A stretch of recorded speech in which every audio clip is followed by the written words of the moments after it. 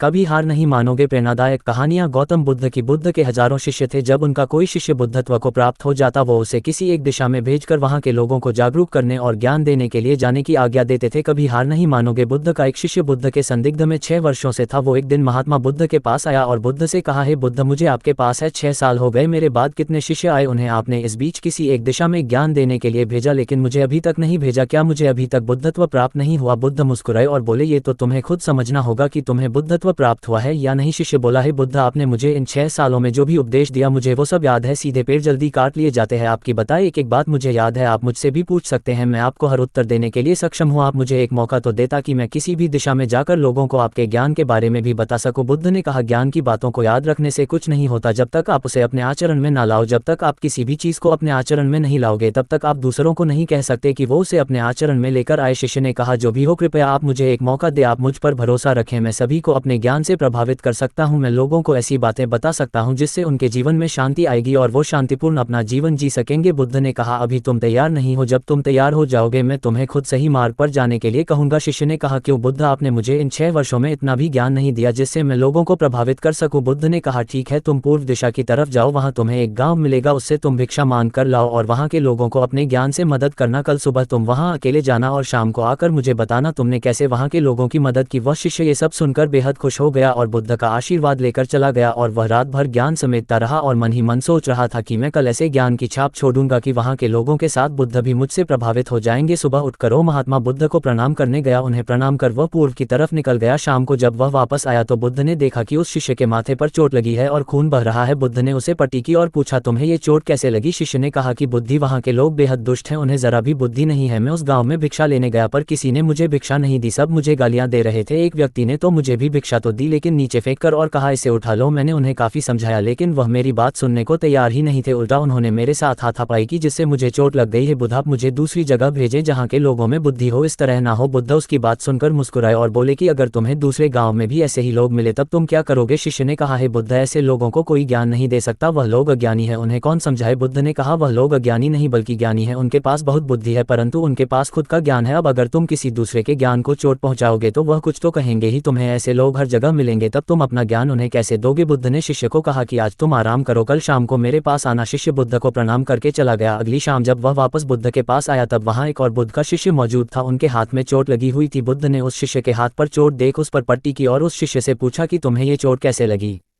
शिष्य ने कहा, हे बुद्ध, आपने पूर्व के एक गांव में मुझे जाने के लिए कहा था, वहीं मुझे ये चोट लगी। बुद्ध ने कहा, वहां तुम्हारे साथ क्या क्या हुआ तुम मुझे बताओ। शिष्य ने कहा, हे बुद्ध, वहां पर मैंने सबसे भिक्षा मांगी लेकिन किसी ने मुझे भिक्षा नहीं दी। एक व्यक्ति जिसने भिक्षा दी थी उसने भी वह मुझे जमीन पर फेंक कर दी और कहा, उसे उठा लो। मैंने चुपचाप उसे उठाकर अपने पात्र में रख लिया और उसे कल्याण का आशीर्वाद दिया। तब उस व्यक्ति ने मुझसे कहा, आप बड़े ही अजीब व्यक्ति हो, मैं आपका अपमान कर रहा हूँ और आप मुझे आशीर्वाद दे रहे हैं।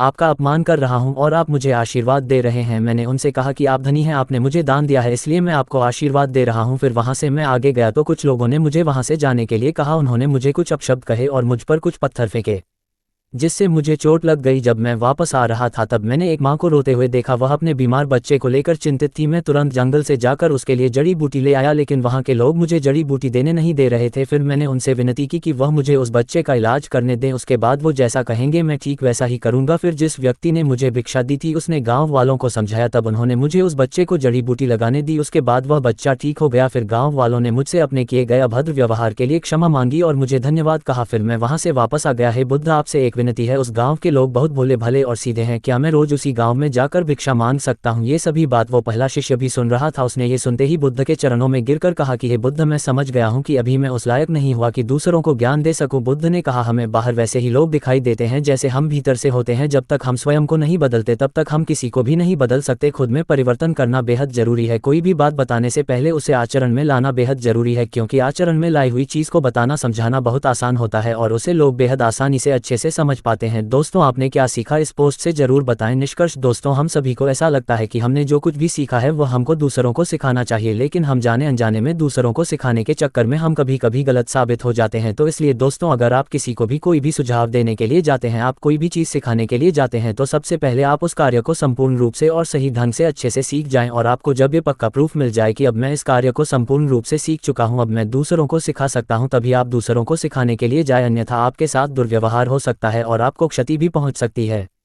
सूचना सिर्फ मान्यताओं और जानकारियों पर आधारित है। यहाँ ये बताना जरूरी है कि यह मेरा वीडियो किसी भी तरह की मान्यता, जानकारी की पुष्टि नहीं करता है। किसी भी जानकारी या मान्यता को अमल में लाने से पहले संबंधित विशेषज्ञ से सलाह लें। धन्यवाद।